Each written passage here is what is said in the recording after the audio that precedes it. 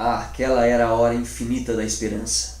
De que subterrâneos viera eu, já que de torvos caminhos, trópego de cansado, as pernas bambaleantes com a fadiga de um século, recalcando nos tremendos e majestosos infernos do orgulho, o coração lacerado, ouvindo sempre por toda parte, exclamarem as vãs e vagas bocas: esperar, esperar, esperar.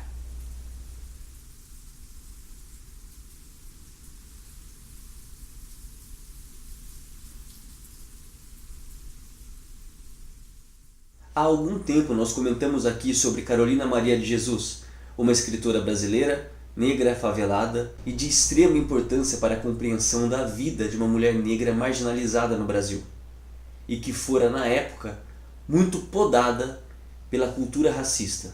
E é sobre isso que eu gostaria de falar hoje, desse aspecto intrínseco à nossa sociedade, e que exatamente por este motivo derrama-se sobre questões culturais, acadêmicas e artísticas. E quando o racismo e o preconceito invadem a literatura. Em junho de 2019 comemoramos o aniversário de um dos escritores mais importantes do Brasil e do mundo, autor de obras como Dom Casmurro, Memorial de Aires e Memórias Póstumas de Brás Cubas, Machado de Assis. E caminhando junto com as comemorações do seu 180º aniversário, caminham também as discussões sobre o embranquecimento deste autor.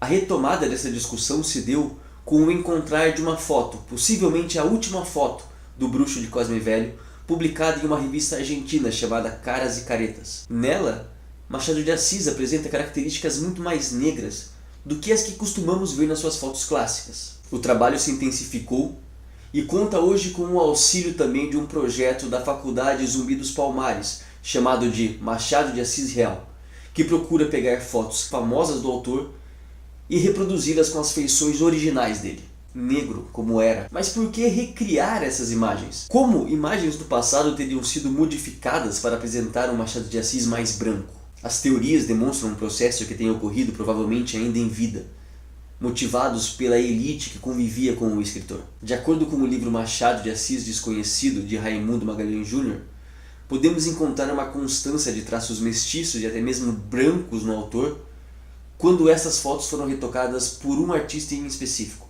Insley Pacheco. Então talvez este seja o responsável pelas imagens que conhecemos modificadas de Machado de Assis. Como a elite do último país a abolir a escravidão no mundo poderia conceber a ideia de que seu maior escritor era um homem que caracterizava-se como alvo de seu maior preconceito? Porém, não seria apenas Machado de Assis o escritor a sentir o peso do julgamento racial dentro da literatura. Outros também sustentaram essa carga e por vezes de forma ainda mais pesada, como é o caso de Cruz e Souza, um escritor catarinense do século XIX, alforriado, vivendo em um mundo de forte opressão escravista, usando de sua poesia como protesto contra teorias racistas e a discriminação contra os negros. Um dos maiores representantes do simbolismo no Brasil foi o responsável por inserir a etnicidade dentro desta escola francesa, disfarçando em sua individualidade poética uma voz coletiva. Em sua lírica carregava a agonia da espera de que um dia alcançariam plenamente a liberdade. Cruz e Souza usava da sua intelectualidade para tratar assuntos relevantes à sua causa da única forma possível de ser ouvida, usando a língua da elite branca.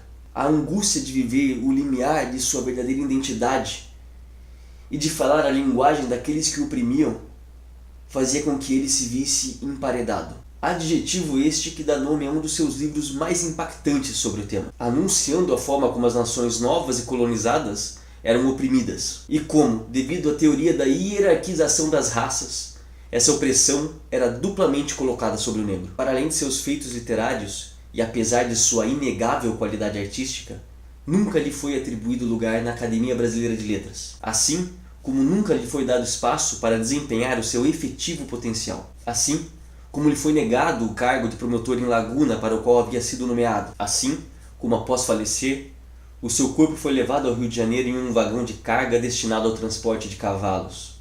E assim como até hoje somos ensinados sobre os poemas do simbolista Cruz e Souza, não sobre o abolicionista, não sobre o crítico ao escravagismo, sobre o poeta que clamava por um Dante negro. E se nos é difícil olhar para trás e enxergar a importância desses autores negros no Brasil, o que falar de mulheres como Carolina Maria de Jesus? Falar de mulheres negras como Maria Firmina dos Reis, maranhense, primeira professora concursada do Estado e autora do livro Úrsula, primeiro romance abolicionista da história do Brasil, publicado em 1859, e de que provavelmente a maioria dos brasileiros não faz ideia de quem seja. Está mais do que na hora de olharmos para trás, com valores novos, consciências novas, considerações novas, e redescobrirmos um pouco mais sobre tudo aquilo que nos foi negado por tanto tempo.